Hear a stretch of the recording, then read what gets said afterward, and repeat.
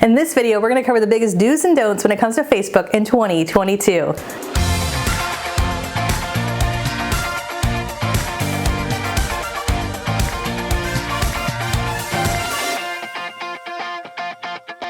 Hey everybody, Katie Lance here, founder and CEO of Katie Lance Consulting, the Get Social Smart Academy, and author of the book Get Social Smart. It's episode 269 of the Get Social Smart show, and today we're talking all about Facebook for real estate, and I'm going to share with you some of the biggest do's and don'ts that real estate agents can make when it comes to Facebook in 2022. Make sure you don't make these mistakes. All right, let's get into the do's. Number one, post consistently. Consistency is the name of the game, and I think this is one thing a lot of agents and brokers struggle with. I often go to an agent or broker's Facebook page and I see one post today, two from a couple days ago, the last one was a few weeks back, and there's this kind of lack of consistency, which I get it. You're busy, but at the same time, it's really important when it comes to Facebook or any of your social media strategy that you get intentional and that you get strategic. And one of the easy ways to do that is just put it on your calendar. Put it on your calendar once a week, schedule 20 or 30 minutes once a week where you can think about what's coming up and you can schedule some of your posts that are coming up.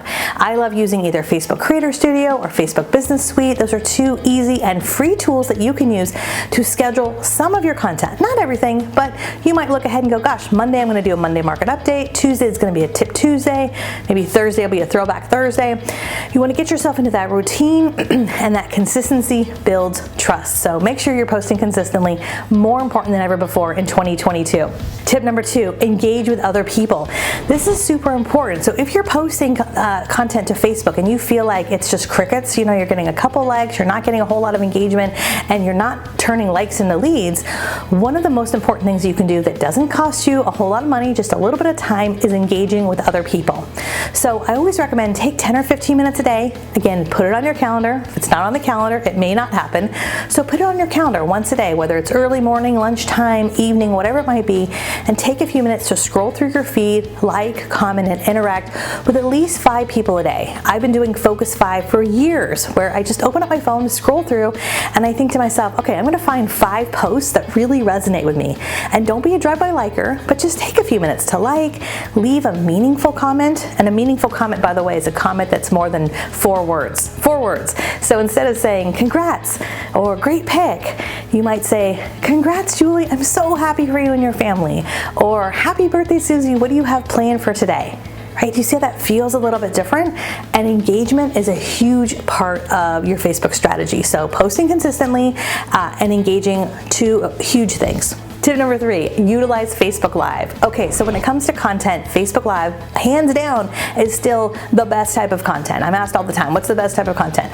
Facebook Live. And I know for some folks, you may not want to hear that, right? Facebook Live can cause a little anxiety because all of a sudden you're live and you're broadcasting to everyone.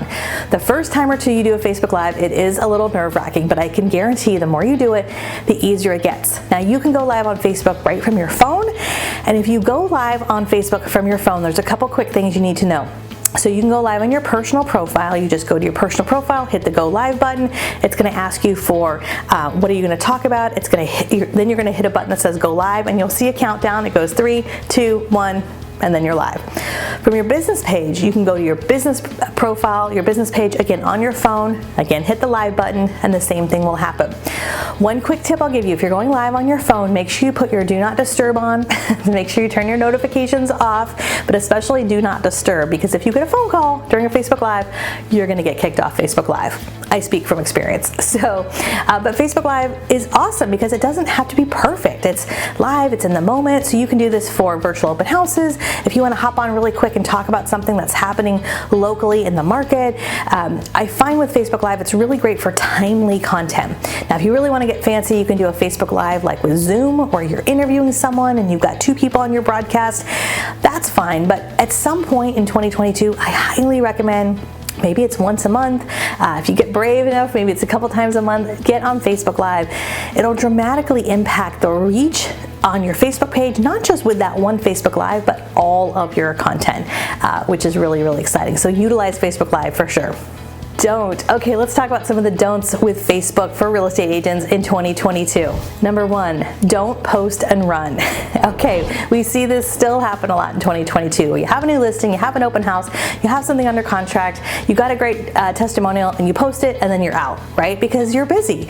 It's really important, especially with Facebook, that you take just a couple minutes to engage and interact. So I'll give you a quick tip. I mentioned earlier how important it is to engage. So I like to set aside 10 or 15 minutes a day where I do my Focus 5. But before I post something, I try to take a couple minutes, maybe just 2 or 3 minutes.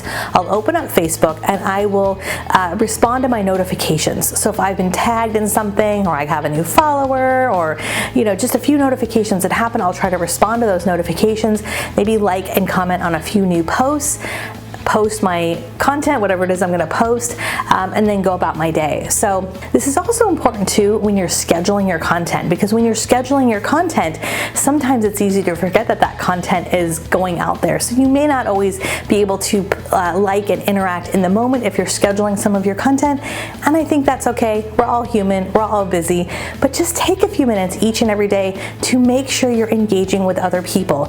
If you really feel like, gosh, you're posting stuff and you're not getting traction, just lean into your feed. Love on other people. I know that sounds a little corny, but the more you give, the more you interact with others, the more that's going to come back to you. And with the algorithm, more people are going to see your content because you have engaged with them. So don't post and run. The second thing, don't just post listings. So you definitely should post listings, you definitely should post open houses, you definitely should post anything business related because that's your business, but don't just post listings, right?